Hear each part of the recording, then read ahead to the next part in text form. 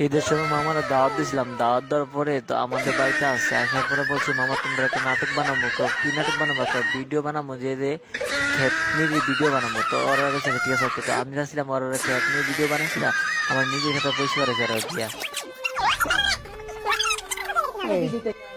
রিপনে কই রে? রিপনে খেতাত করে ঘাস উঠে রয়েছে, তার একটা ফোন দেই। হ্যালো রিপন, তুই কই রে? খেতে কটা ঘাস উঠে রয়েছে, দুটা কামলা লাগবে বাসা, খেত নিয়ে যাইতে হইব। কিরে বাতিজা, কি অবস্থা? তোর দিনটা কেমন চলতেছে? তুই তো ঢাকার থেকে আইলি, দেখ। আচ্ছা ঠিক আছে, ভাই কল দিছি, আমি তোর সাথে পর নেক্সট টাইমে কথা বলবো। Okay bye. আচ্ছা কাকা যান। ভাই বলেন। ক্ষেতের যে অবস্থা, গাছটা সুইটটা দুটা কামলা লাগবে। আচ্ছা ঠিক আছে ভাই, তাহলে আমি বাজারে গিয়ে কামনা নিয়ে আসি। জমিনে যাবো হেরা একসাথে নিয়ে। আচ্ছা তুই বাজারে যা, বাজার তো দুটা কামলা নিয়ে জমিনে যা।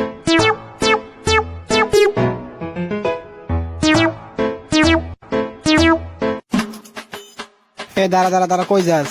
আমার তো দুইজন কামনা লাগে, তো ভাই কল দিছে তোর বাজার যাওয়ার জন্য। তো বাজার জান দিতে মা তোর পাইছি, চল আমার খেতে। আজকে একটা মক্কল হয়েছে, মক্কলটা ফিটিং দিতে জীবনে যাকে চেয়েছি তাকে তো পাইলাম না।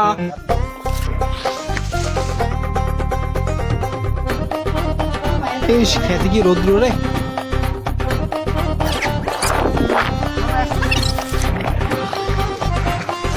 এটা আমরা খেত, তোমরা এখান থেকে নিরাইতে থাকো, আমি বাড়ি থেকে আসতেছি।